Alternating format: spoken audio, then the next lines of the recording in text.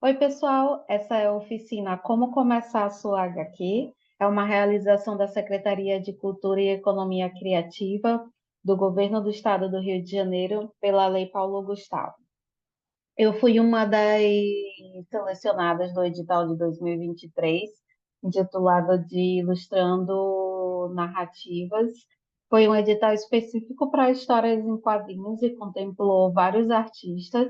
Eu fui uma dessas selecionadas e estou desenvolvendo um projeto de história em quadrinho autobiográfica, que é sobre um momento da minha vida em que eu fui cozinheira em alguns restaurantes daqui do Rio de Janeiro.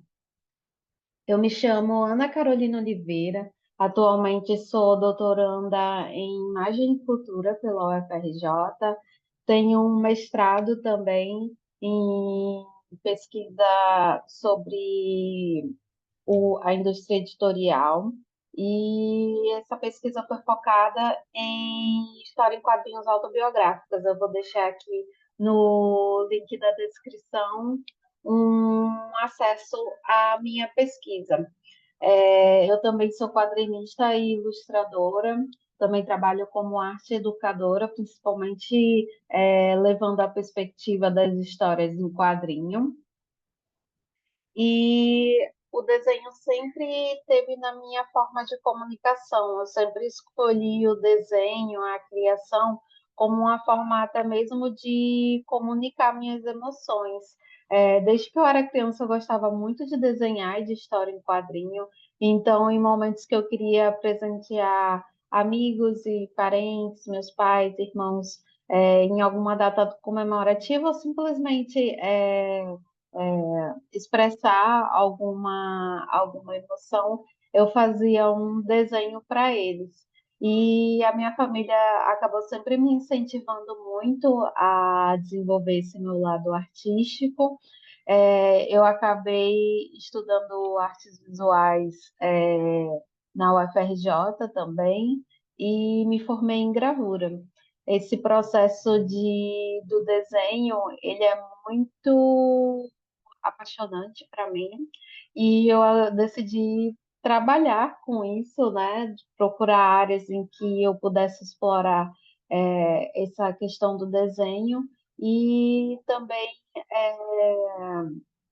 incentivar esse meu lado que para mim é muito mais fácil comunicar através do desenho do que através de outras mídias. Eu, desde criança, sempre gostei muito de ler livros ilustrados e história em quadrinhos, porém, na infância a gente não tinha tantos personagens diversificados como a gente tem hoje. Isso acabou deixando um gap, numa sensação de não me ter reconhecido em algumas publicações e em algumas imagens também. A gente sempre viu, principalmente nos livros infantis, a maioria dos personagens eram personagens brancos. Acaba que a nossa indústria literária ela sempre consumiu muito o que vem de fora. E então, isso também acaba impactando o nosso processo criativo, né? A gente sempre foi muito ensinado a ver o que tem lá fora e pouco ensinado a ver o que tem aqui dentro. Mas ainda bem que essa realidade está mudando, a gente está construindo um cenário de produção de quadrinhos, de livros ilustrados, de arte de uma maneira em geral, no cinema, na literatura também, a gente tem visto mais diversidade e isso é muito positivo. Então, não à toa eu decidi trabalhar na minha linguagem criativa, trabalhar com personagens diversificados, principalmente personagens negros, que para mim sempre foi algo que sempre me motivou. Quando eu via algum personagem negro numa história, desempenhando um papel positivo, para mim isso era muito incrível. E eu quis trazer essas informações visuais para o meu trabalho hoje em dia. Então, eu gosto de criar cenários, personagens diversificados e que também representam muito o Brasil que a gente vive. Esses são alguns trabalhos meus de ilustração. Eu gosto muito de trabalhar para o mercado editorial e também para o mercado publicitário. Eu gosto de também explorar muitas cores alegres para passar justamente essa mensagem de algo iluminado, um alto astral, e que os personagens estejam vivenciando. Um momento de autoestima elevada. Então, para mim é sempre importante conseguir transmitir essas mensagens através da ilustração que eu crio, porque eu sei também que de uma forma ou de outra isso também vai afetar muito o público que consome. Finalmente a gente chega aqui no projeto que eu estou desenvolvendo pelo edital. Essa história em quadrinho é uma história em quadrinho que a gente intitula de autobiográfica. Quadrinhos autobiográficos são quadrinhos em que quem cria história, o artista que cria, se retrata como personagem principal, e esse tipo de quadrinho acaba dialogando muito sobre questões sociais, né? Os autores partem de uma perspectiva de como ele é percebido na sociedade em que ele vive, e muitas vezes é uma ferramenta também de crítica social. Então, os quadrinhos autobiográficos, eles são muito ricos e uma mídia extremamente capaz de ser utilizada para a gente desenvolver ideias e pensamentos diversos. Esse momento da minha vida em que eu fui cozinheira foi um momento um tanto traumático. Inclusive, o trauma é um dos temas mais recorrentes nesse tipo de gênero, no quadrinho autobiográfico. Os autores acabam falando de vivências que foram impactantes para na vida deles, e justamente esse processo também de contar a história, de ressignificar esses traumas, pode ser vantajoso também para o artista, quando a gente ressignifica essas dores, esse passado, e transmite uma mensagem, às vezes até educacional. A gente consegue ressignificar elementos da nossa jornada que acabou sendo um pouco doloroso, né? A minha expectativa em contar essa história é também falar como o racismo estrutural e o machismo afeta a vida de diversas pessoas, de diversas mulheres, e impacta muitas vezes negativamente. Nessa minha jornada nos restaurantes aqui da cidade do Rio, eu tinha uma expectativa de me tornar uma chefe de cozinha, mas ao longo desse processo eu me dei conta de que os espaços de liderança, de chefia, eles eram destinados mais a pessoas brancas, principalmente homens, e por conta disso, é, os funcionários acabavam recorrentemente sendo atravessados por questões de racismo estrutural, de machismo, muito assédio sexual. Então, são temas também que a área da gastronomia tem discutido muito superficialmente, ou quando discute de uma forma ou de outra, é abafada. Essa é uma área também que a gente acaba vivenciando muito assédio moral, e eu encontrei na forma dessas páginas transmitir uma ideia e talvez até levantar um debate para a gente finalmente conversar sobre isso e entender que sem essa comunicação, sem esse debate, a gente não vai muito longe e não resolve os problemas sociais que a gente tem enfrentado. Essa história, ela também foi muito interessante para mim no processo criativo, foi diferente de tudo que eu já fiz artisticamente até hoje, porque eu tive que me envolver na história, me colocar como personagem principal. E às vezes a gente não se vê muito como personagem principal de uma história, né? Seja por esse motivo de falta de representatividade, ou seja por, enfim, segurança, é, e outras questões mais. Porém, me colocar como personagem principal da minha história foi também um processo muito curativo e de elevação da minha autoestima, né? E eu acredito também por colocar uma personagem negra como elemento principal de uma história, a gente também passa a reescrever nossa história, né? Todas as ideias, através das nossas ideias.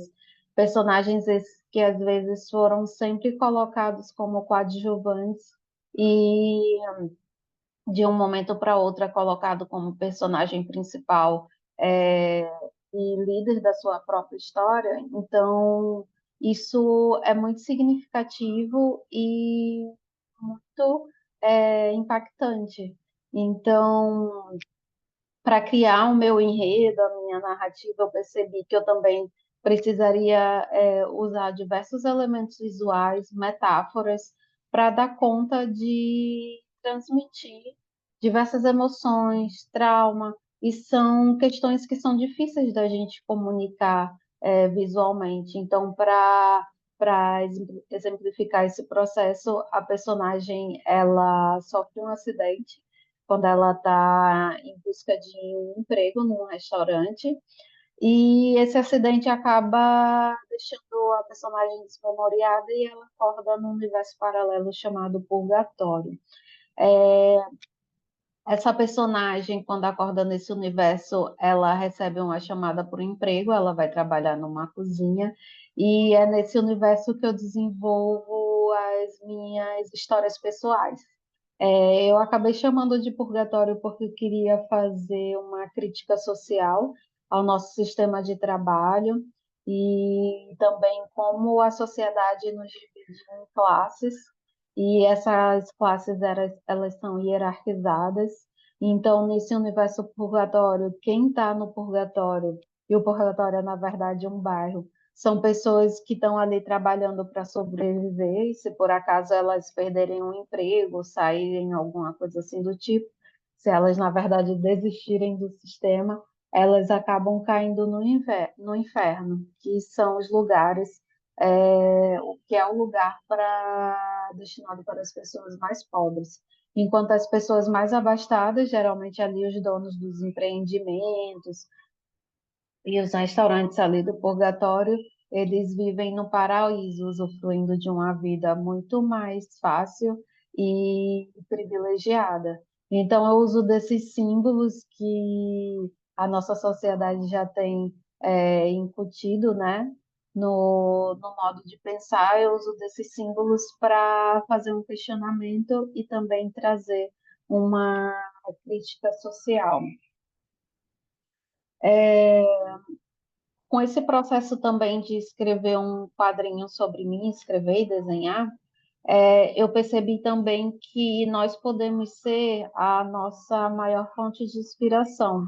Seja o lugar que a gente habita, o território que a gente vive, a forma como a gente é, a nossa identidade, esses pontos são elementos que podem trazer muita criatividade, podem trazer muita inspiração, basta a gente mudar o nosso olhar, né? Tirar esse olhar que geralmente está direcionada para fora, está direcionado para o outro e passar a olhar para a gente.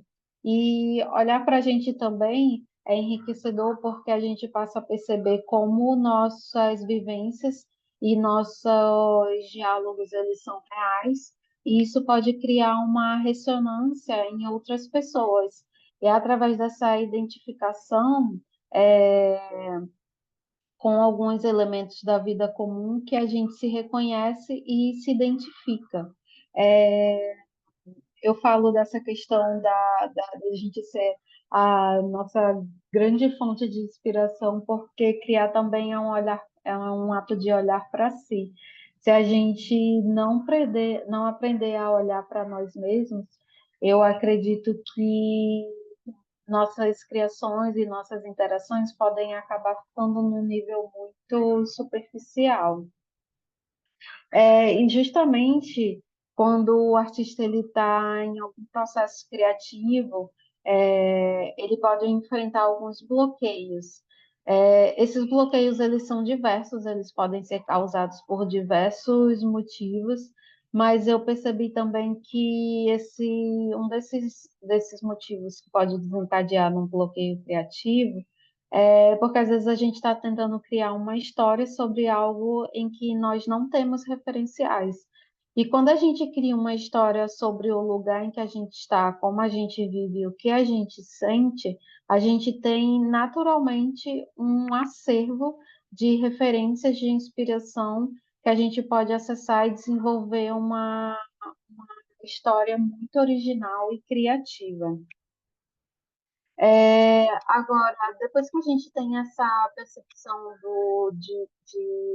de olhar para a gente e reconhecer histórias incríveis dentro de nós, ao nosso redor, enfim, como a gente pega essa ideia e materializa ela, né? Eu acho que para quem é criativo, esse é um grande passo e um grande desafio também. A gente tira isso que está só no mundo das ideias, no mundo imaginário, e de repente transforma essa ideia num objeto, em algo que é tangível, que você pode pegar, ler, perceber, enfim. Eu vou compartilhar um pouquinho do meu processo criativo, porque eu não tenho uma fórmula específica, e eu acredito que a gente não deve acreditar em fórmulas, as fórmulas elas acabam generalizando, e esse ato de olhar para si é também perceber como o processo de cada um é diferente, né? O processo criativo. O processo criativo é basicamente escova de dente, cada um tem o seu, e se a gente passa a ter essa percepção, é mais fácil de deixar esse processo fluir mais organicamente, mais naturalmente. É, como eu compartilhei com vocês, enquanto eu era cozinheira, eu às vezes chegava em casa muito pilhada, não conseguia dormir, é, rememorando as situações do dia, as interações que eu tive, as coisas que aconteceram na cozinha, os estresses, os problemas, também as alegrias. Eu passava isso tudo para um diário, e depois que eu escrevia páginas e páginas, eu conseguia finalmente deitar, colocar a cabeça no travesseiro e dormir. É, Depois de um tempo, eu acabei desistindo da profissão de cozinheira, desisti da ideia de um dia me tornar chefe de cozinha. Essa ideia acabou sendo influenciada muito também pelo meio que eu vivo. A minha família, a gente ama comer, ama cozinhar, então sempre foi algo muito presente na nossa forma, inclusive, de dar afeto, né? Para mim e para minha família, alimentar é dar afeto também. E eu sempre amei esse envolvimento com a alimentação. Então, nessa época, eu tinha decidido ser cozinheira. Depois, eu acabei desistindo. Cheguei a trabalhar mais de 5 anos, se eu não me engano, nessa profissão. E desisti para estudar artes. Eu percebi que desenhar e estudar arte, entender arte, era algo que ressoava muito mais com o meu modo de ser do que a vida extrema, né, numa cozinha. Então, quando eu estava na faculdade de artes, eu já tinha pensado muito em fazer história em quadrinhos. E eu pensei, por que não a primeira ser uma história da minha vida, né? Por que não a primeira ser esse momento que para mim foi tão impactante e pegar esse diário e transformar ele num roteiro foi um desafio muito grande. Eu primeiro tinha desenvolvido um roteiro muito literal ao diário. Depois eu percebi que para trabalhar com a mídia de história em quadrinhos eu precisava criar mais metáforas visuais para eu conseguir expressar mais ricamente sensações e emoções que eu tive. É, então, eu reescrevi esse roteiro, colocando esses elementos de um mundo surreal, de um universo paralelo, de coisas estranhas acontecendo. E nesse slide agora que eu estou mostrando para vocês, tem duas páginas do quadrinho, são inclusive as minhas duas páginas talvez favoritas do que eu fiz até agora, esteticamente, e também narrativamente. Essa página é bem do início da história, a personagem ela sai de casa para ir numa entrevista de emprego. Chega lá, ela encontra um chefe francês e esse chefe francês basicamente fala para ela que se ela quer seguir nessa profissão e trabalhar na cozinha dele, ela teria que desistir dos sonhos dela para trabalhar na construção do sonho dele. Essa figura do chefe francês aqui no Rio de Janeiro é uma figura muito presente e ela modificou muito a ideia do que se tinha de uma cozinha. Bom, dando uns passos para trás. Na época da colonização, geralmente esse ambiente ele era ocupado principalmente por mulheres negras. No pós-abolição, e com as políticas de eugenia, o governo ele queria literalmente varrer as pessoas negras do país, né?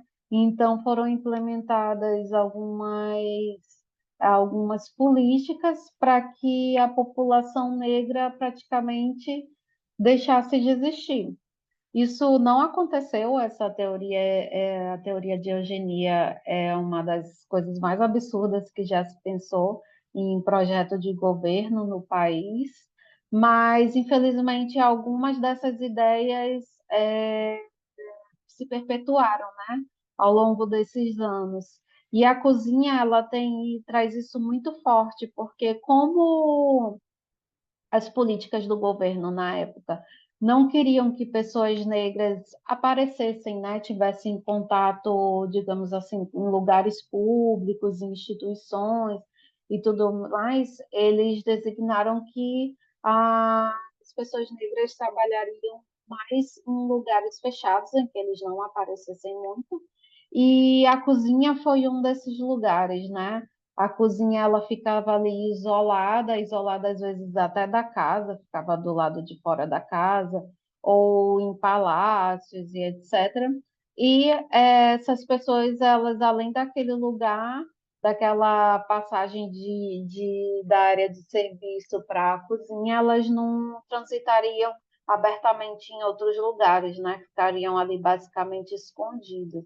Então, essa realidade da mulher negra na cozinha, ela está muito presente no imaginário das pessoas e também foi um lugar em que muitas dessas mulheres no pós-abolição trabalharam, foi um lugar onde elas trabalharam. Sendo que há cerca de uns 30 anos atrás, mais ou menos, o Brasil com a herança de um país colonizado e sempre olhando muito para a Europa, começou a perceber que na cozinha existia um símbolo, digamos assim, que era do chefe francês, um homem branco, né, europeu, começou a reparar um certo glamour nessa figura. E aí isso começou a incitar o desejo de algumas pessoas de ser chefe de cozinha, de reproduzir essa figura na nossa gastronomia. O Brasil, inclusive, importou muitos chefes franceses para trabalhar em grandes redes de hotelaria, em grandes restaurantes. Isso acabou moldando o modo de se ver e de se entender uma equipe de cozinha, ou símbolos também que isso representava. Então, a cozinha ela acabou, de certa forma, sendo dividida implicitamente, o lugar de prestígio, de liderança e de chefia ela era muito destinado a esses homens brancos, principalmente homens de classe média e ricos do Brasil, enquanto que as mulheres negras continuaram trabalhando na cozinha, mas sempre naquele lugar menor, né? O lugar da subalternidade. E quando eu estava vivenciando essa realidade numa cozinha profissional daqui do Brasil, inclusive uma cozinha premiada com uma estrela do Guia Michelin, eu percebi que esse lugar era muito destinado para essa figura, para esse símbolo, né, de um homem branco, e por mais que eu fosse capacitada, que eu fosse inteligente e tivesse plena capacidade de ocupar esse espaço e desenvolver as atividades que era necessária para um chefe ou para um subchefe, por exemplo, eu não era alçada a essa categoria, né? Eu ficava, aquele sistema ali acabava me mantendo sempre nessa condição de subalternidade e não me abria espaço para ocupar o lugar que eu de fato merecia, né? Então, tudo isso acabou sendo um material muito farto para desenvolver essa história, para desenvolver essa crítica. Eu falo até de algumas coisas que na época me magoaram muito, e eu sinto que ressignificar isso hoje é uma forma de eu responder. É, talvez porque na época, por imaturidade também, ou até mesmo por medo, eu me sentia um pouco insegura de compartilhar isso e de falar com as pessoas o que eu estava sentindo. É importante também perceber que cada pessoa tem um tempo diferente para criar uma história em quadrinho. É, se a gente começar a olhar, por exemplo, para artistas que criam histórias e perceber quanto tempo eles levaram para criar a sua HQ, cada um vai ter um tempo muito diferente. O meu processo de criação desse projeto, ele começou em 2017, 2018, mais ou menos, ali com a adaptação desse diário para roteiro. E só essa parte do roteiro acabou levando uns 2 anos, porque, como eu falei, eu reescrevi ele, eu saí de um roteiro em que eu fui muito literal para o diário, e depois reconstruí essa história em cima de um novo arco narrativo, em que eu faço essas representações de metáfora visual com um universo paralelo. E esse processo tem me levado uns bons anos, né? Recentemente eu li um quadrinho chamado Em Busca do Titim Perdido, do Ricardo Leite, um artista daqui do Rio de Janeiro, e ele, para construir essa história, que é uma história autobiográfica também, ele levou cerca de 10 anos. É um quadrinho extremamente bem elaborado, as ilustrações são fotorrealistas, então o Ricardo levou um bom tempo ali trabalhando em cada página, mas a gente tem também outros artistas que conseguem concluir uma história em quadrinho em 6 meses, mas claro, fazendo outro tipo de ilustração, de tamanho da obra, de representação, enfim. Então, cada artista tem um tempo diferente para criar uma história, e esse é o tipo de coisa que a gente não pode se prender e se basear. A sua história de vida, o lugar em que você está atualmente, ele vai ressoar muito no seu processo criativo. Por exemplo, uma mulher que tem filho vai conseguir dedicar um tempo de criação diferente do que uma mulher que não tem filho. E por aí vai. Se você estuda, se você trabalha para sobreviver, tudo isso vai gerar demandas e vai respingar no seu processo criativo, o tempo que você vai levar, a forma com que você vai fazer, tudo isso vai influenciar e vai afetar o seu processo. Por isso também a gente precisa ser mais generoso com a gente mesmo, porque criar uma HQ é um processo bem complexo e tem diversas camadas. Hoje eu vou falar um pouquinho dessas camadas. A gente acaba achando que quando vai ler uma história em quadrinho, pega uma história em quadrinho, o principal do quadrinho é o desenho, é o estilo, mas na verdade não é. O quadrinho tem camadas mais profundas e que é extremamente necessário que a gente dê uma atenção especial para essas outras camadas, para o nosso quadrinho se sustentar. Essa primeira camada seria a ideia de uma história, e essa ideia, ela consequentemente leva um tempo para amadurecer, né? É importante que a gente também tenha consciência de onde essa ideia está vindo e as camadas de complexidade que ela envolve. Por exemplo, se eu falar para vocês, eu gostaria que vocês criassem agora um personagem que tenha a característica de ser um líder, de ser muito inteligente, de ser perspicaz, das pessoas gostarem muito desse personagem, é, e também esse personagem seria um protagonista. Imagina quantos de vocês não imaginaram que esse personagem seria provavelmente um homem branco. E por que a gente carrega essa ideia que esse personagem importante seria um homem branco?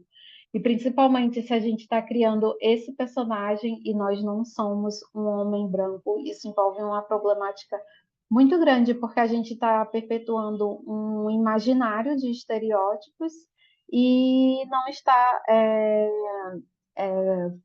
aplicando a devida realidade, né? Geralmente, é, no imaginário da nossa sociedade, as pessoas acabam atrelando esses traços positivos mais a pessoas brancas e geralmente pessoas que fazem parte de alguma minoria social, elas acabam carregando estigmas que são perpetuados através desse imaginário, dessas imagens, dessa criação. Então, ter uma ideia de onde está vindo essa ideia que a gente está tentando construir é extremamente importante. E também eu acho que talvez eu traga mais questionamentos do que respostas em si nessa oficina, porque o questionamento ele ajuda muito a gente a analisar de fato o que a gente está fazendo, né? Como eu falei anteriormente, a gente é um país que vem de um processo de colonização que ensinou muita gente a olhar para fora e não olhar para dentro, né? E isso ressoa muito no nosso mercado editorial, quando era mais fácil comprar um livro de um autor estrangeiro que fala de uma outra perspectiva de vida do que de um autor nacional. Então, o questionamento que eu faço será que a gente está olhando muito para fora para criar nossas ideias? Será que o que a gente está construindo aqui e agora faz sentido? Como arte educadora, eu vejo também quando eu passo atividades para os alunos criarem história em quadrinhos, eles gostam muito de criar história em quadrinho com super-herói e acaba colocando todos esses traços positivos nessa figura do super-herói e na hora de reproduzir cenários, territórios, etc., eles acabam criando imaginários do estrangeiro, né? Tenta ali muitas vezes desenhar a cidade de Nova York, os personagens de Nova York, sendo que muitas vezes esses alunos eles nunca visitaram essa cidade, nunca foram a esse país e de fato não sabem como a vida de fato real é lá. Então, e esse imaginário é muito criado pelo que a gente consome, né? Nossa indústria cinematográfica ela vem sendo bombardeada por história de super-herói, então isso vai inconscientemente entrar no imaginário das pessoas e na hora de criar uma história, criar uma imagem, isso vai ser reproduzido inconscientemente. E, por sua vez, esse questionamento também tem mais um ponto de reflexão para a gente pensar do que o mundo precisa. Será que nesse momento o mundo está precisando de mais uma história de super-herói? De mais uma história que envolva temáticas estrangeiras, quando na verdade aqui no Brasil, no nosso lugar e na nossa vivência, a gente já tem tanta experiência e tem tanta gente ávida por consumir coisas diferentes, originais, e a gente está perdendo esse público criando mais do mesmo. Depois da ideia, um passo que é muito importante, que é inclusive o nosso primeiro passo para materializar nossa história em quadrinho, é o arco narrativo. A forma com que a gente vai apresentar essa história, que a gente vai contar essa narrativa, ela é extremamente importante, ela é basicamente a alma da nossa história em quadrinho. Muita gente acha que o desenho é um principal, mas não. O arco narrativo é extremamente importante e ele é o que sustenta o corpo do nosso quadrinho de pé, digamos assim, né? É através do arco narrativo também que a gente vai construir o roteiro, e esses são os primeiros passos para a materialização do nosso quadrinho. Agora, quando a gente vai pensar em estrutura narrativa, mais uma vez, será que as nossas escolhas estão condizentes com a nossa realidade? Será que a gente está reproduzindo coisas que não é da nossa vivência, que a gente não tem a experiência? É, e da mesma forma, será que a gente está colocando nossa voz na nossa escrita ou a gente está apenas reproduzindo é, mais estereótipos, mais padrões pré-estabelecidos? Então, essas reflexões, elas vão ajudar muito a gente se situar, a entender que o nosso processo criativo está muito ligado à nossa vivência pessoal.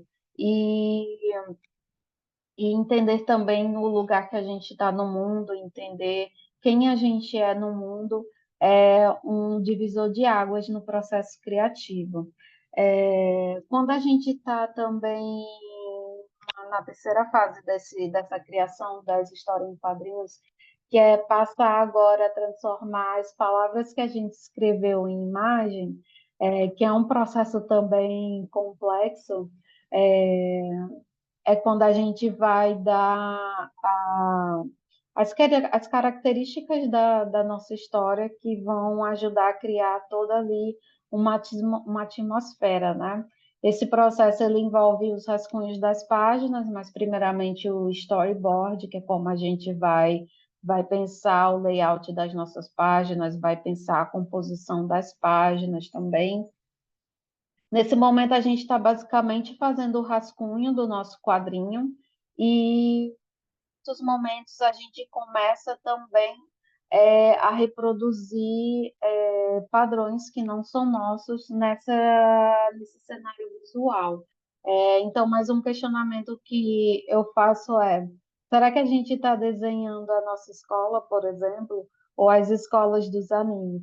Eu adoro anime, não estou dizendo para você não consumir anime, inclusive eu falo consuma também, são quadrinhos maravilhosos, tem muita coisa legal produzida pelo Japão, mas de tanta gente consumir anime, a gente pode acabar reproduzindo símbolos, cenários que não estão na nossa realidade.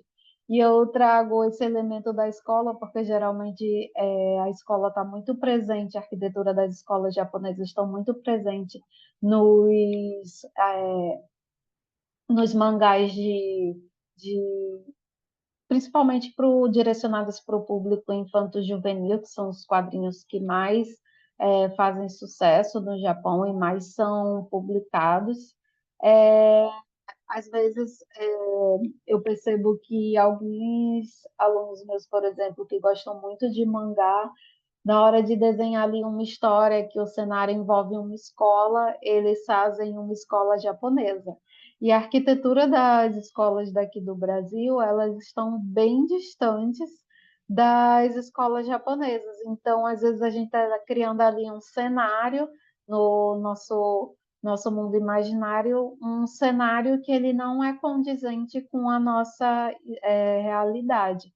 E não é porque a gente vai desenhar uma escola, por exemplo, a escola que a gente estudou, que essa escola vai ser inferior à escola que dos mangás. Quando os artistas japoneses eles estão criando a realidade deles, né? Os lugares em que eles estão vivendo, os lugares por onde eles passaram, as cidades, a arquitetura, é tudo muito inspirador para eles.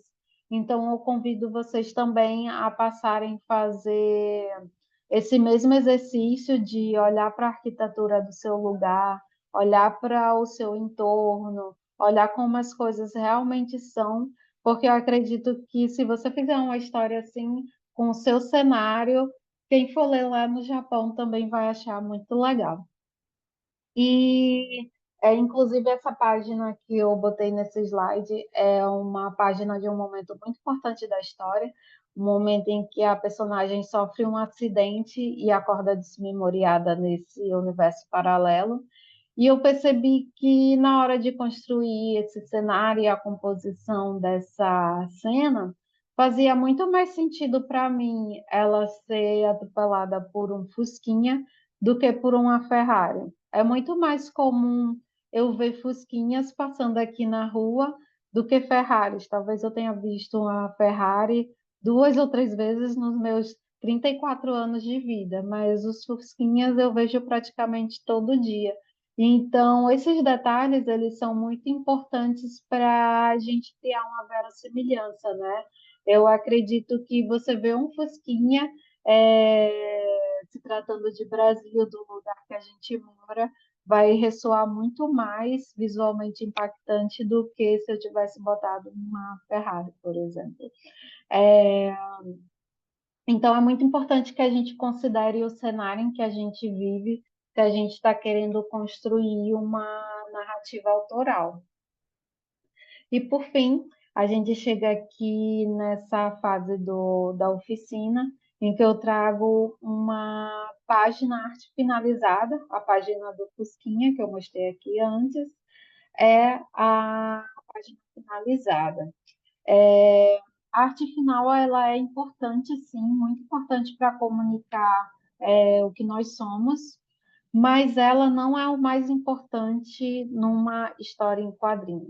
A história em quadrinho ela tem muito mais camadas do que puramente o desenho, né? Então, um processo também que eu acabo esbarrando quando é, quando eu era uma artista iniciante ou quando nessas experiências de arte e educação eu acabo também vendo outros artistas iniciantes passar, aplicar tempo demais no aprimoramento do desenho e estudando muito pouco a ideia. Quando eu falo estudar a ideia, eu quero dizer estudar roteiro, estudar arco narrativo, estudar esses elementos mais abstratos da criação do quadrinho, porque são elementos que vão dar profundidade para a sua história. E quando eu falo estudo, não é necessariamente um estudo, digamos, chato, de sentar, pegar um livro e ler um livro sobre roteiro. O fato de você sentar para assistir uma série ou ir no cinema ver um filme, isso já é um estudo, quando você passa com os olhos mais técnicos, ver como esse roteirista criou esse cenário, porque ele fez determinadas escolhas, como ele desencadeou as ações da história. São todos aspectos que remetem a um estudo. Com esse olhar mais técnico, a gente fica mais atento a perceber como o outro também está criando, né? E às vezes isso pode ser uma fonte de inspiração, ou a gente pode também perceber determinados aspectos que podem facilitar até mesmo a nossa jornada criativa. A gente tem algumas estruturas já pré-estabelecidas para roteiro, e para arco narrativo também, principalmente. Porém, é importante que a gente use essas estruturas como uma aliada nossa, né? E não como uma inimiga. O arco narrativo, por exemplo, ele é uma estrutura que vai ajudar muita gente a entender a jornada dessa narrativa através dos eventos. E geralmente esses eventos, eles precisam basicamente ter um começo, um meio e um fim. A gente também pode chamar o arco narrativo de arco de uma história, e ele se trata nada mais, nada menos do que o caminho que uma história toma. Então, o arco narrativo é o caminho da nossa história, ou seja, o caminho da nossa jornada. É, Às vezes a gente pode achar esse caminho pronto, mas eu acho muito mais interessante a gente construir o próprio caminho, um caminho mais fácil para a gente andar do que tentar andar num caminho pavimentado por outra pessoa, que não tem noção da nossa subjetividade. Enfim, esse arco narrativo, ele basicamente tem um começo, um meio e um fim, mas esse começo, meio e fim, ele não precisa ser literalmente um começo, um meio e um fim. Esses três aspectos, eles podem se dar de forma diferente. É o que a gente vai ver um pouquinho mais profundamente agora. Mas antes da gente ver as estruturas narrativas, eu queria comentar que adicionar estrutura narrativa às suas histórias não deve sufocar sua imaginação ou criatividade. O arco narrativo ele existe justamente para ajudar a contar uma história da melhor maneira possível. Algumas estruturas, como eu falei para vocês, foram criadas de arco narrativo, e essas estruturas elas estão muito presentes no mundo das histórias em quadrinhos, do cinema, da literatura, por exemplo, do teatro. Foram arcos narrativos que vêm sendo usados por séculos, e essa estrutura narrativa dos três atos, que eu vou falar um pouquinho mais sobre para vocês, é uma estrutura que, quando você vai pesquisar arco narrativo, você encontra em todos os cantos. É basicamente a primeira coisa que as pessoas citam em artigo, em aula, em oficina, ou enfim, qualquer conteúdo sobre arco narrativo. Porém, esse arco narrativo ele foi desenvolvido por um escritor alemão. O nome dele era Gustav Freytag, e ele criou essa estrutura a partir da análise de tragédias gregas clássicas e das peças de Shakespeare. Então, olha aí onde mora o perigo. A gente está construindo um arco narrativo com uma base que foi criada por uma pessoa estrangeira. A gente está colocando, na verdade, a nossa história em cima dessa estrutura, né? Que foi criada por uma pessoa estrangeira analisando obras estrangeiras. Então, esse olhar é extremamente importante para a gente perceber que, de fato, esse arco narrativo, essa estrutura pode ajudar a gente a começar, principalmente quando a gente não tem referenciais para começar. Porém, é importante que a gente fique atento que essa estrutura narrativa, às vezes, pode não dar conta da gente, não pode não dar conta da nossa história, porque ela foi justamente criada por uma pessoa estrangeira, um olhar de fora, olhando obras estrangeiras, obras de fora. E o Brasil, ele tem muitas especificidades, ele tem muitas particularidades, ele tem muitos aspectos que determinadas estruturas criadas por outras pessoas não abarca, não dá conta. Um exemplo que eu gosto muito de citar foi que, por exemplo, na época da colonização, quando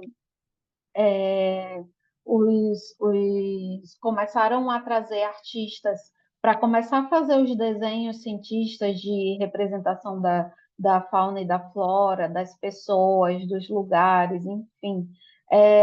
Os europeus eles não tinham na paleta de cores deles as cores, de fato, do que tinha na fauna e na flora do nosso país. Então, olha só isso que impressionante. Era uma época em que a paleta de cor ela foi desenvolvida para fazer representações do lugar em que esses artistas viviam, majoritariamente na Europa, e aquelas cores conseguiam dar conta do que eles produziam lá. Porém, quando eles vieram para cá, para o Brasil, a paleta de cores deles não conseguiu dar conta da exuberância de cores que a gente tinha na nossa natureza. Então, muitas vezes acontece isso, uma estrutura que foi criada para dar conta de uma questão de lá na Europa, pode não dar conta de sustentar algo daqui, do Brasil, das nossas vivências, das nossas histórias, da nossa forma de contar a história também. Então, eu trouxe essa estrutura para que basicamente é uma estrutura que muita gente fala sobre na hora de ensinar arco narrativo, porém eu trago ela a partir de uma outra perspectiva, né? Uma perspectiva para que vocês, com um olhar mais atento, passem também a questionar o tipo material que o tipo de material que é usado para embasar esse tipo de conhecimento. Então, nessa estrutura, basicamente, da narrativa em três atos, ela é toda divididinha. E, de fato, se vocês, a partir quando vocês vão ver por exemplo, um filme hollywoodiano, uma peça de teatro do Shakespeare, essas criações, elas seguem basicamente meio que arrisca essa estrutura, né? E a primeira parte dessa estrutura, ela abre a introdução da história. E geralmente essa introdução ela é seguida de algum evento dramático que acontece com o protagonista da história e que vai dar início a uma narrativa. Essa segunda parte dessa estrutura narrativa dos três atos é a elevação da ação. Vai ter ali alguma ação que vai complicar o desenvolvimento da história e como o personagem vai lidar com os fatos. O terceiro ponto é o evento intermediário, também chamado de clímax. E esse evento ele geralmente acontece para forçar seu protagonista a parar de reagir aos eventos conforme ele acontece. A partir de determinado ponto dessa história, esses eventos passam a influenciar ativamente a trama, instigando a ação da segunda metade da história. Então, vocês podem perceber que esse tipo de estrutura narrativa, ele é todo divididinho e, inclusive, indica a porcentagem da história em que você deveria inserir as ações. O quarto ponto dessa estrutura narrativa é o ponto de virada, também pode ser conhecido como declínio da ação, e geralmente é uma tragédia que acontece, ou o personagem está chegando ali numa situação que ele se sente no fundo do poço. E exemplo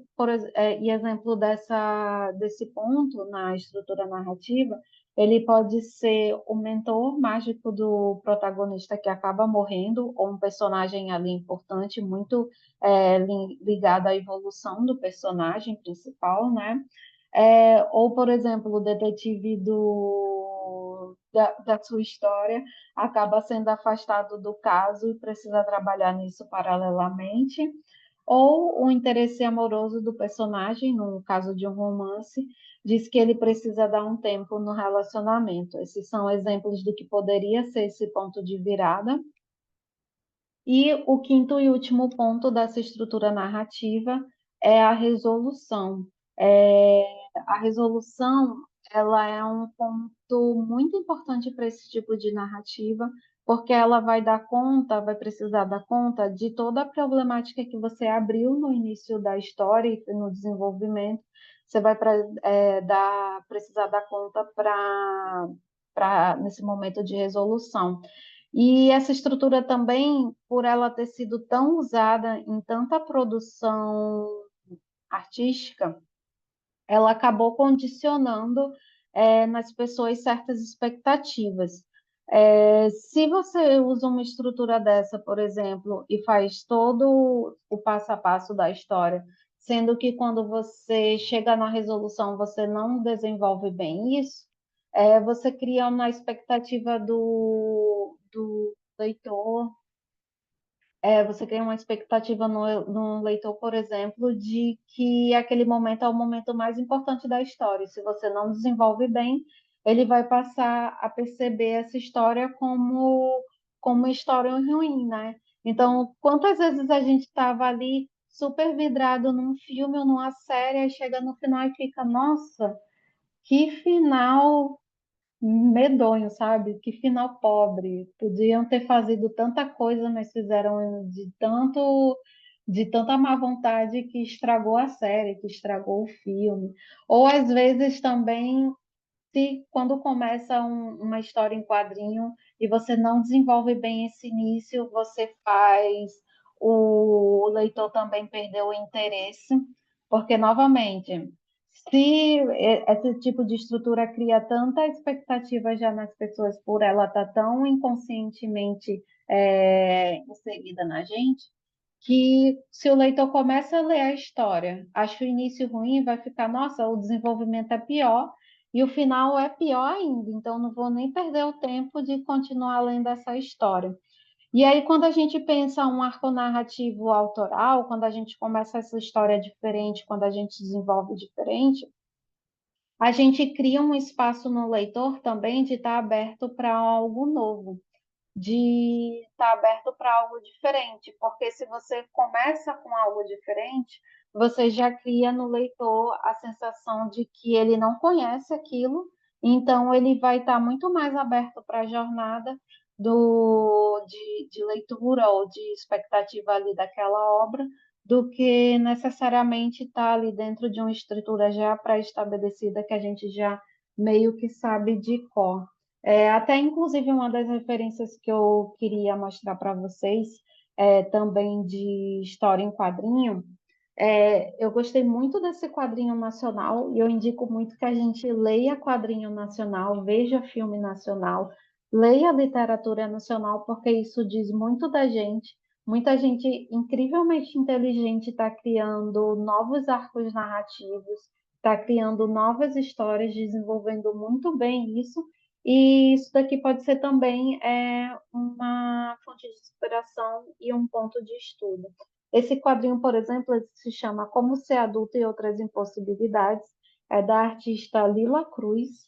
Ela desenvolveu essa história toda em aquarela e é um quadrinho muito bem estruturado e bem desenvolvido. Ela inovou em vários pontos, inclusive em não usar tradicionalmente as grades quadradas dos quadrinhos. A gente não tem a sarjeta aqui fisicamente, a gente só tem a sarjeta implícita, que são esses espaços em branco. E nessa história, a Lila ela criou um monólogo em que a personagem dela, que é um quadrinho autobiográfico, então a personagem é ela mesma, conversando sobre questões da vida adulta, né? Ela percebeu ali que às vezes várias ilusões da época da adolescência ou da infância, é, quando chegaram na vida adulta, não se concretizaram. Então, isso muito em parte da mídia que ela consumia, né? Então, a Lila ela foi capaz de criar um arco narrativo muito interessante, muito diferente dos quadrinhos que eu tenho lido ultimamente, e foi uma das minhas histórias favoritas. Ler essas histórias, perceber o que os artistas estão criando e como isso vai ressoar com a sua história de vida também é muito interessante, é muito importante para a gente conseguir criar algo original. Uma outra também dica que eu dou de história em quadrinho nacional é essa da Elô D'Angelo, se chama Nos Olhos de Quem Vê, e a Elô também criou um desfecho, uma resolução muito interessante para o quadrinho dela, porque no final, primeiro, a Ilo ela fala muito de questões do corpo da mulher e como o machismo ele delimitou muitas questões sobre o corpo da mulher e sobre a ideia de feminilidade. Então, ela aborda temas feministas no quadrinho, fala muito de machismo, e o machismo é um problema que a gente continua enfrentando, né? Felizmente é um problema que a gente continua enfrentando, foi inclusive também um problema muito grande na minha experiência na cozinha, me delimitou muito e a Elo traz isso muito bem estruturado, muito bem embasado no quadrinho dela. E quando você termina essa história, quando a gente chega no fim, a Elo ela não apresenta digamos assim, uma resolução fechadinha e quadrada, né? É meio que um quadrinho que abre mais espaço para diálogos e questionamentos, que é de fato o que a gente precisa para fazer para enfrentar esses problemas sociais, e ela não apresenta uma fórmula para resolver esse problema.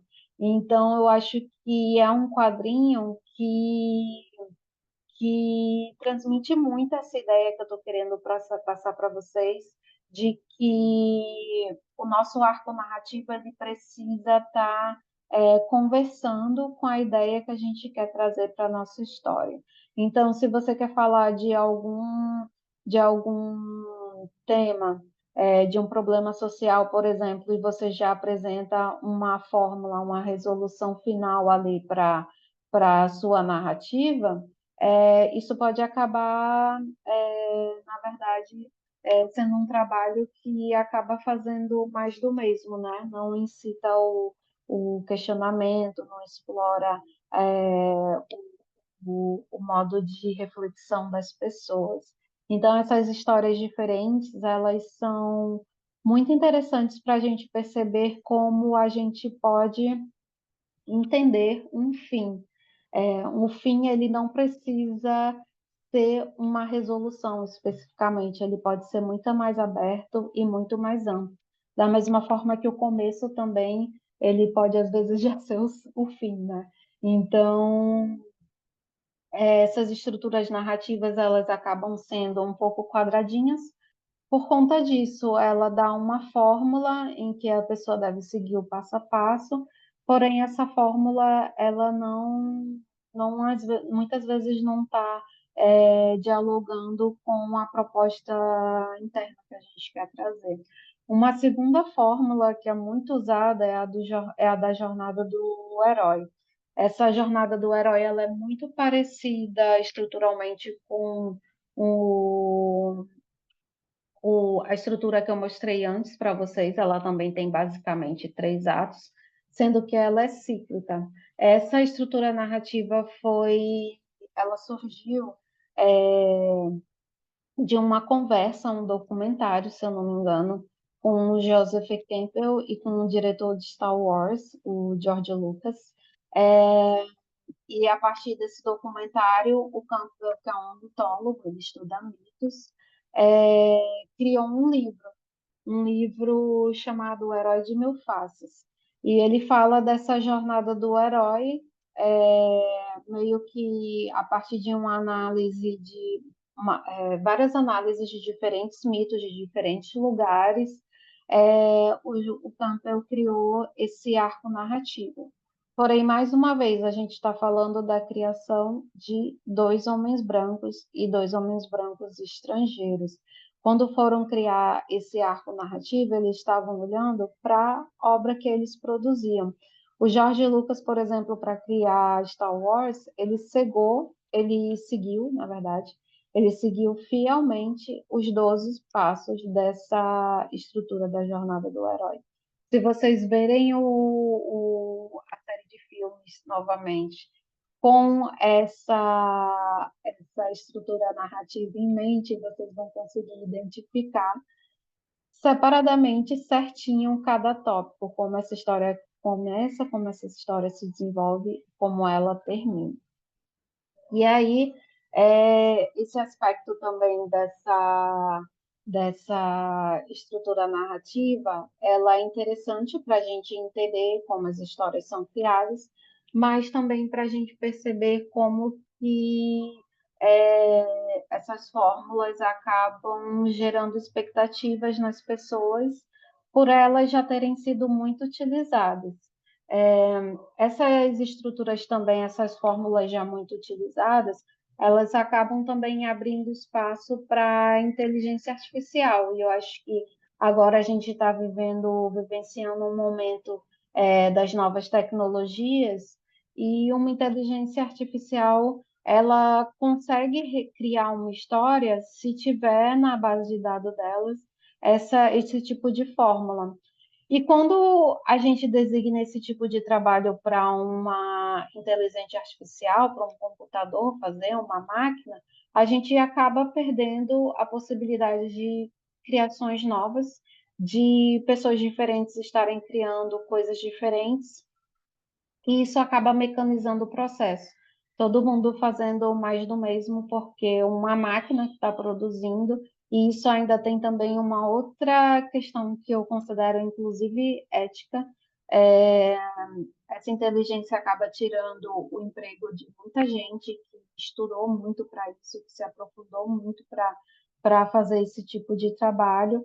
Então, uma forma também da gente lutar contra esse tipo de dominação seria também a gente valorizar e construir narrativas autorais, construir arcos narrativos diferentes dessas fórmulas já pré-estabelecidas. Eu utilizei esses arcos para a gente observar como também esse tipo de estrutura está embebida nas produções que a gente consome, e também para a gente ficar atento e entender que, às vezes, essas narrativas já pré-estabelecidas estão muito embebidas no material que a gente também consome para produzir. Então, se a gente já passa a ler sobre essas estruturas narrativas, que eu recomendo também que você leia e estude esse tipo de narrativa para entender o arco narrativo de uma forma geral, mas que tenha os olhos atentos para também perceber que essa estrutura foi criada por um outro olhar, olhando para um outro lugar, e que às vezes isso não pode não ser condizente com o que a gente está querendo fazer ou com o que a gente é de fato. E hoje em dia a gente pode observar arcos narrativos com os mais diversos formatos. Essas histórias que eu mostrei mesmo para vocês, elas são muito interessantes para estudar arco narrativo por elas serem muito originais. E a história pode começar no meio da ação, ultrapassar momentos de calmaria e terminar no clímax. A gente não precisa seguir essa ordem das estruturas já criadas. A gente pode, inclusive, subverter essa ordem, e isso vai ajudar também a criar uma expectativa diferente. É, em quem vai consumir a obra que você está produzindo. E no final das contas, também, qual a importância disso para a história, né? A gente está falando de teorias de escrita e muitas vezes quem está produzindo o quadrinho não vai se interessar muito por essa parte. Porém, eu digo que quem está criando o quadrinho, pelo menos, tente entender basicamente o arco narrativo e também perceber essa estrutura como parte basilar para a criação da sua história, e não partir diretamente para a arte de finalização, né? Para a parte final de desenhar e criar, porque isso pode acabar deixando a sua história com muitos gaps, ou uma história não muito interessante. O arco narrativo ele é o que sustenta, de fato, uma história em quadrinho. Para concluir essa oficina, eu vou deixar uma atividade prática que vocês podem fazer. Às vezes você pode estar não muito criativo num dia, então eu trouxe essa estrutura que ela já tem um início e um fim. Ela pode te ajudar a criar um enredo interessante para essa página de quadrinho que eu estou propondo a vocês. E é uma página simples, com 6 quadros. Eu sugiro que antes de vocês desenharem o que vai ser feito em cada quadro, vocês exercitem a escrita numa página separada com um modelo de roteiro. Esse modelo de roteiro ele tem 6 quadros. No primeiro quadro eu já preenchi falando que esse foguete ele está decolando, E no sexto quadro, eu informo que o astronauta está na vastidão desabitada de algum lugar aí no espaço sideral. Então, o que eu gostaria que vocês desenvolvessem é o que que acontece entre o foguete decolar e o astronauta está perdido ali no meio do espaço. Ele pode estar na Lua, ele pode estar em Marte, ele pode estar, inclusive, num planeta em que você vai criar um planeta que não existe, né? Um planeta imaginário. Algo interessante pode acontecer no meio desse caminho para ele ter ficado sozinho ali na vastidão de algum lugar no espaço. Esse exercício é bem interessante principalmente quando a gente está numa prática com várias pessoas participando, é muito interessante para ver como, mesmo todo mundo recebendo uma história com o mesmo início e com o mesmo fim, cada um cria uma história completamente diferente. Você pode brincar com a estética desse foguete decolando, você pode brincar com a estética também do seu personagem. Será que ele é de fato um ser humano? Será que ele já não é um extraterrestre? Será que ele é um animal? Será que ele é um ser inanimado? Então, tudo isso é fonte da nossa criação, para a nossa criação, tudo isso é estímulo. E no meu site, que é o Ana Carolina Ilustra, eu deixei um projeto lá completinho para vocês verem como eu resolvi esse exercício. Esse exercício ele deu vida a um zine chamado Vaquinha Louca, e eu construí a história de uma astronauta que é uma vaquinha que decide sair do planeta em que ela vive para ver se a grama lá na Lua era mais verde. E aí eu deixo essa história para vocês verem lá. E também, se caso alguém quiser me mostrar essa história, pode me enviar também pelo Instagram. Meu Instagram é Ana Carolina Ilustra. Vocês podem entrar em contato comigo ou até mesmo também enviar mensagem aqui no campo de comentários. É isso. Muito obrigada por terem participado e vindo até o final dessa oficina comigo, e eu espero que essas dicas sejam bem aproveitadas, sejam também, tenham servido também de ajuda. Um abraço, tchau, tchau.